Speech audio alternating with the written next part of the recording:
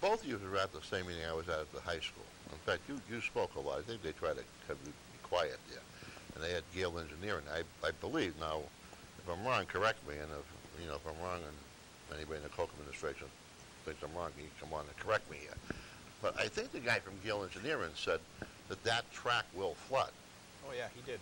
At least a number of times a year, but it was made of some sort of material that just easily hose it down. But there's a dispute right now as to whether or not an impervious surface is going to be allowed on the field site, even if it's approved. John Brennan of the Conservation Commission made the note on a site visit that it should not be an impervious surface, it should be a natural surface.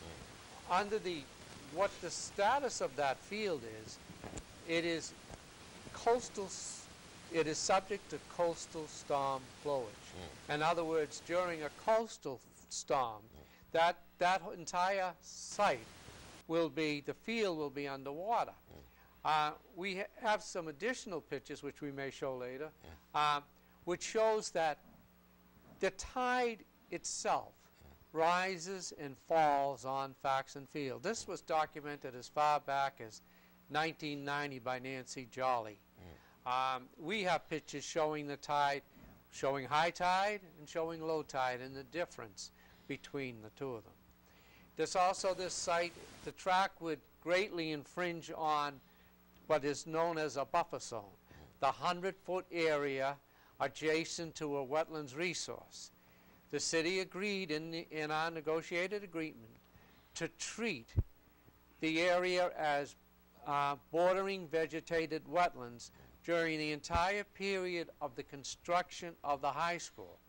Bordering vegetated wetlands requires that the buffer zone be maintained. The buffer zone is a major asset to a vegetated area.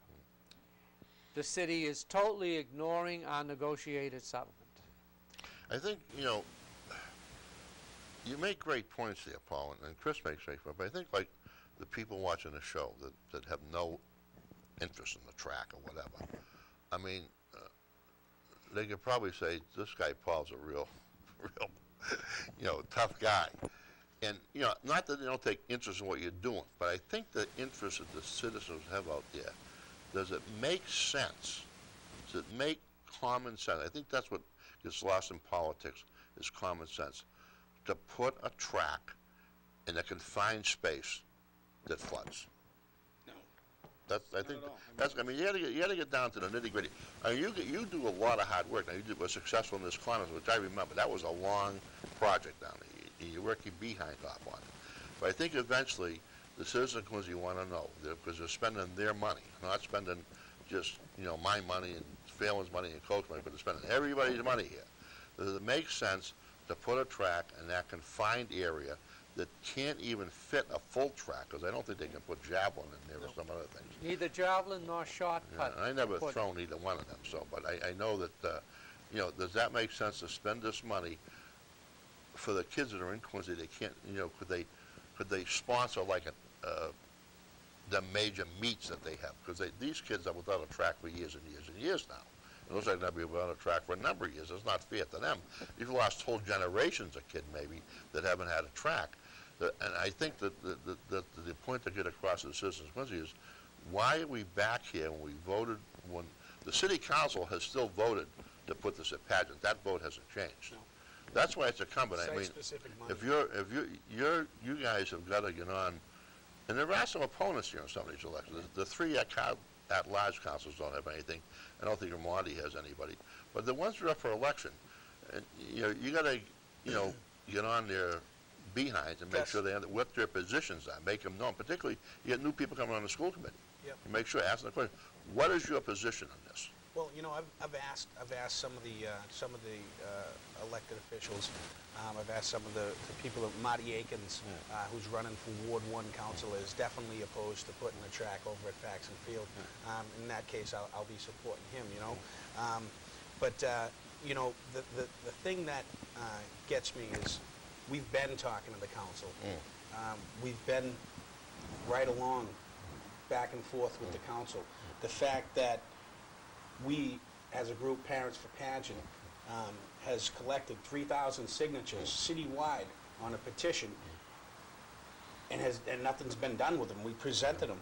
We went up there and we presented them to the council, and nobody's made any kind of resolutions I think they're trying to finagle a way around. Because I talked to some of the city councils too, and even listened to some of them. I don't think the majority of them are ready to rescind that vote and make that money available. I think they think it should go at Pageant Field where the money was spent originally. You know. One other very important point, Gus, is that if the city administration continues to fight for Faxon Field, then it will be a long, drawn-out legal process. The track will not be built for a number of years if we exhaust all our legal... But how do you get a group like yours, Paul? I mean, you're average guys. Where do you get the resources to fight that? I mean, the city has city money. Where do you get the resources to fight this stuff? Extra hours in the day. The resources, normally a small group of people pay the legal fees that put us in court. Other than that, my own expertise in developing an issue and knowing what is required in court. When I first went into Cobblestone, a friendly lawyer gave me the 4 points that I had to present. So I wrote a speech of about 45 minutes, and the judge was kind enough to let me present my speech on the 4 points. And when I was walking out, an interesting thing, a court officer said to the developer, "Do you know that that mailman is better than your lawyer?" And I take a great deal of pride in that. But the fact is that we ultimately succeeded in acquiring Cobblestone. We did it through CPA funds, but it was tied up in court for over 8 years. In fact, it would not have been concluded had we not reached an agreement to buy Cobblestone. It would not have been concluded until the end of this year, 2009. Well, the thing is, if you look at the history of the Koch administration, it doesn't even got a 2-year history yet. I mean, there's 2-year terms. There seems to be a number of cases tied up in lawsuits. You got this. Anybody hear about the sign lately? That was a big thing. That's tied up in 2 or 3. And trust me, and that sign is a disgrace. That sign isn't going to go anywhere. I don't care. That sign's going nowhere unless somebody's paying off the guy that built the sign to take it down. They're involved with the thing with the track. They put a senior citizen center on the Dorchester line, which doesn't make sense because they should have went in a place up here. I mean, people have to take 6 buses and walk a mile to get to that senior citizen. How would somebody in Chubbuck Street and Quincy Point get to the senior center? I mean, you and I should be members of the senior center.